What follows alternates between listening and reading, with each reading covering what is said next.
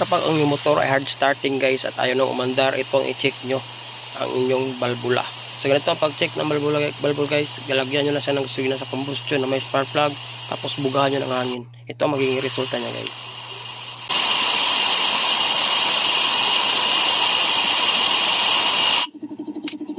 Kapag nagkaroon siya ng bubbles, paglagay nyo ng gasolina guys at pagbuga nyo gamit ang air duster, ibig sabihin guys, singaw po ang balbula na yan. Yan ang dahilan kung bakit ayaw umandar ang motor o nagkaroon siya ng hard starting. So dapat dalawang balbula ang i-check nyo. So itong balbula naman niya guys sa intake ay di gaanong mabubbles, may kaunti lang. Pero mas grabe yung sa exhaust dahil yun sa carbon deposit na nakabara sa kanyang barbula guys. Kasi itong motor na ito ay nagkaroon na siya ng unti-unting pagkaroon ng usok. Ang usok kapag namumuo magiging carbon deposit yan. Sana may tutunan kayo sa sinare kong video na ito. Ride safe, God bless. See you sa aking next video. Ayos.